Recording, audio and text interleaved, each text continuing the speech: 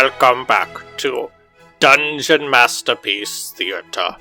Well, I hope you've enjoyed our topic today, how to run therapy sessions for when your player characters die and need help going through their grief. Thank you for watching, and now, this show. Bother. There's a place so very far. We can get there as long as it's by stolen car. Smash your face and go shoot up. This is the Heavy Metal RPG Podcast with your host, Banjo Destructo.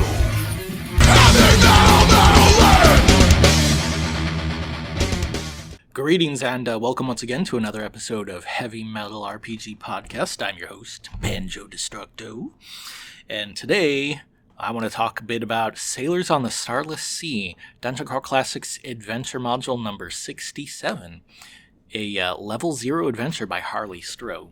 But first, we are going to do another icebreaker question. And today's icebreaker question is, have you ever come up with a monster that you felt was unique on your own? Me personally, the one I haven't seen, I've seen some people do stuff similar. I don't know. You know how there's beastmen in games, like goatmen, fishmen, pigmen, which are what orcs are supposed to be. Orcs are pigmen, not Warcraft orcs. Sorry, guys, but that's the truth. I came up with something called Canardians, and their more vitriolic version, the French Canardians, kind of like how there's goblins and hobgoblins. Canardians, or Canardien, is based on the French word for duck, or canard. Don't blame me for my bad pronunciation. I'm just an American of German descent. French is just not in my blood. So the Canardians are duck-based beastmen that I came up with. I hadn't seen anyone else do it. Most of the time they just use the stats of orcs or goblins in my games. But I give them an additional peck attack with their bill. The critical hit of their peck causes the opponent to be stunned for D3 rounds. That's something I came up with. At least I feel like I came up with it. I hadn't seen anyone else do something like that, and I use it frequently in my games. So if you ever play with me, look out for the ducks. They might make people laugh, but they tend to be pretty deadly. So if you have any unique things that you've come up with that you want to share, send an email to heavymetaladventures@protonmail.com, or you can join me on my Discord, linked in the episode information. If you'd like to buy any of the supplements where I kind of talk about side rules or explanations of rules, so far, I have the Dungeon Crawl Companion series. Those are on DriveThruRPG. And I'm working on some adventure modules. Hopefully I'll have some time to get those completed. But on to the main subject. Sailors on the Starless Sea. Now, this has probably been maybe the most circulated adventure that wasn't included in the main rulebook for many people. It certainly is very popular. I see lots of people online talking about running their first game of DCC using Sailors on the Starless Sea, or maybe it's their second game of DCC that they run. Sometimes it's Portal Under the Stars for their first, but lots of times this is a close second for how many times people use it. Now, this, when you get the physical copy like I've got here in front of me, it's fairly thin, but it's got a lot of detail in it. There's a nice map on the back page. It's kind of a mix of a side view map in the lower right corner and a top-down map. And on the page, on the opposite side of the page, is a top-down map of the run-down castle keep area. The basic premise of this is that beastmen have been kidnapping villagers from your town, and you have gone to either rescue them or stop the beastmen, or maybe see if there's treasure that you can get and go away with. Introduction.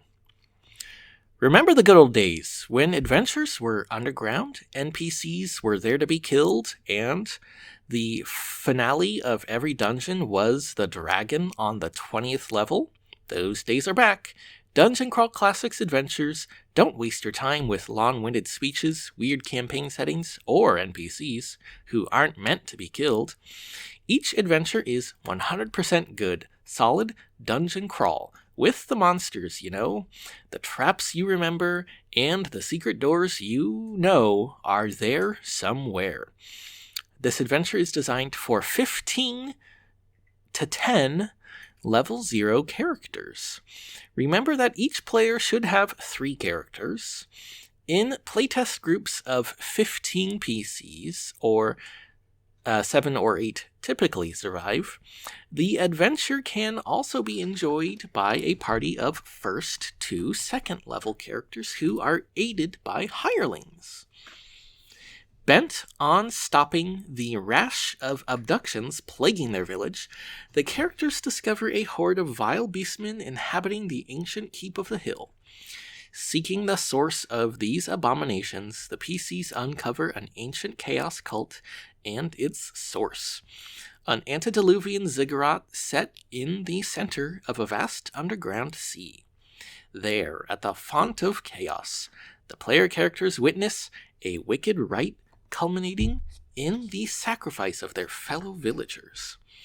If the PCs can interrupt the rite before its conclusion and stave off the rebirth of the legendary Chaos Lord, they stand a chance of escaping the underworld alive. But if their courage or luck should fail them, the PCs will suffer a fate more fearsome than death, their spirits fueling the internal might of the reborn Chaos Lord. The background information. Ages past, innumerable chaos cults flourished on the edge of civilization, each holy spire rising to extol the virtues of goodness and law. There was an infernal reflection, offering mankind material power and wealth in exchange for cruel acts and bloody sacrifice. Humanity was a young and foolish race, and many a prince and peon sold his soul in exchange for power over his foemen. But as civilization endured, uniting tribes into clans and clans into kingdoms, slowly the light of law beat back the chaos. Not to be outdone, the powers of chaos and evil sought out champions of profound wickedness and cruelty. Mortals possessed of the strength of will to lead the hordes of chaos against the armies of the enemy. These champions were the Chaos Lords.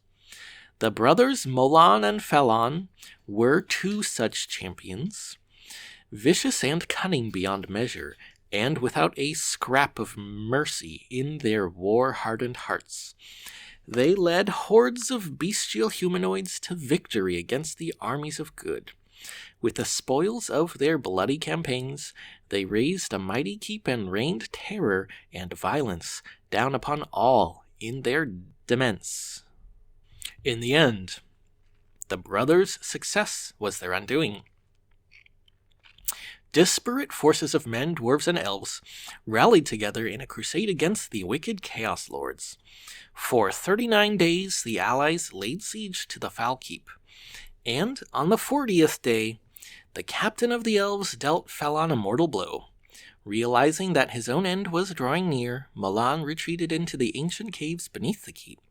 First, the Chaos Lord entombed his brother in a hidden crypt, defended by no less than 4 curses. Then, as the armies of good laid waste to the keep, Mulan gave up his mortal shell, commending his damned soul into the writhing limbs of the gods of chaos. Mulan made only one request when ages had passed, and the armies of good fell into disarray once more. He asked to return and lay waste to his ancient foes. That time has come. So that's a nice introduction and background. That's on one page of this module.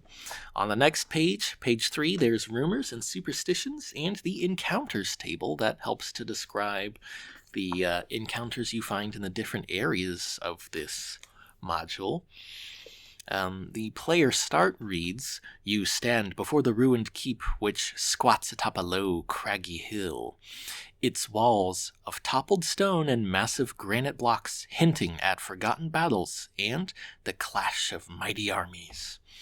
Now the ruins seem host only to creeping vines and the foul miasma that drifts down from the keep. The air is overrun with pestilence. Fat flies bite at you incessantly, and clouds of small black insects choke your every breath. The long-abandoned land is choked with thorny vines that drape the sickly trees and hang from the ruined walls. There is an odor of rot and decay, as if the hill itself were decomposing from within. A sight gives you pause, a ragged banner depicting a crimson skull on a black field stands high atop the ruined walls. Whatever lurks within has terrorized you and your village for far too long. You turn to your companions and ready your meager weapons. The time for retribution has come." Alright, so then the next couple of pages talk about the ruined keep, which is on the surface of the land, and some of the secrets that you can find. I'm not going to spoil any of that. One of the things that you do get in here is a random mutation table for the Beastmen, because the forces of chaos are mutating humans into Beastmen. It's kind of, they want it to be kind of random for what they look like, to have it be like a nice mix of different weird creatures. So you have everything from like, bears, apes, tigers, looking beastmen, to like fish, octopuses, eels, salamanders, flies, whole bunch of stuff. I'm not going to boil it all for you.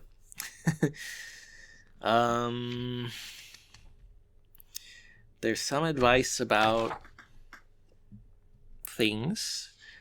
And then there's a description here about the Starless Sea, which is an area underground. As the players go through the keep, they find secrets like a Temple of Chaos and the underground Starless Sea. And then the end of this module has kind of a question mark for the ending. It's not explicitly written out what happens, and that leads you to being able to use your imagination or just picking some other random module and having characters. It makes sense in the context of this adventure that you could be randomly teleported to some other place for some other area, some other world, some other dimension, to have some other adventure. Of course, if you fail, you could have more fun adventures with making new player characters that are kind of in the area of this keep, and the Chaos Lord is risen, and you need to fight against the armies of the Chaos Lord. That could be fun too. So either way, if you win or lose, if you keep using the same characters or the same area of the world from this adventure, it can be a nice kickoff to a campaign a long-running campaign. And once again, I want to talk about running a campaign. So probably the modern take of a campaign, at least from what I see, is you stick to the same characters for an extended period of time, having a series of adventures that are loosely connected or connected, and maybe you've got one big bad guy over the course of time, or maybe you've got multiple bad guys that you defeat. But really, I feel like a campaign is less about that and more about creating a world, a consistent world, where you could have your characters die, and the circumstances of that affect the other people in the world, and you can pick up new adventure, new characters, and have it be in the same world where, people talk about what the old characters did and, the failures and successes of them. When you have a total party kill, that creates an opportunity for you to leave the remains of those characters behind in interesting places, or have certain NPCs or monsters carrying their gear around later on that, they could find again, or they know that they really royally messed up and they should stay away from those guys, because, like, if they got a great magical sword, they're not going to attack them because they know they'll get their butts kicked with that sword. So, I don't know. That's all I really had to say about it. The only thing I would say is that at the time, there weren't that many level 0 adventures. And, the thing about DCC that's different from regular D&D is the level 0 character funnels. But I feel like the character funnels get emphasized too much when introducing people to the game. And I feel like level 1, level 2, like mid to early level gaming is not emphasized enough. And especially like high level stuff, mid to high level gaming in DCC RPG is more fun than regular D&D, and it's definitely more fun than the character funnels. So I feel like we need more adventures that are like starting to get higher level available. Level 0 is fine, and it's a good way to start off, but in comparison to all of the other adventures that are out there, I feel like there's way too many level 0 character funnels. But that's just my opinion. Alrighty, well, thank you for listening to this episode of the Heavy Metal RPG Podcast. Once again, I'm Banjo Destructo. If you want to send an email to me about anything at all, be a guest on the show, talk about things you want to promote, whatever, heavymetaladventures@protonmail.com. Once again, you can join me on Discord. You can send me money if you want. I promise I'm going to spend that on useless stuff, probably more adventures that I can review on the show. If you don't want to give me money, don't worry about it, man. I got a job. I'm doing fine. And, I just like talking about RPGs. I like playing RPGs. If you want to talk about RPGs or play RPGs, hit me up. I swear I'm more friendly than my intros and outros might have you think. Alrighty, well, I'll see you all in the Metal lands where everybody rolls dice. Peace. Filthy hair and dirty faces, iron fiends and swords and maces. 80s hairbands are still hated, no boss men are tolerated. I don't like this, Tim. What kind of treasure you say we're gonna find? I told you, we're gonna find some treasure. Hey, wait. What's that? Ah, no!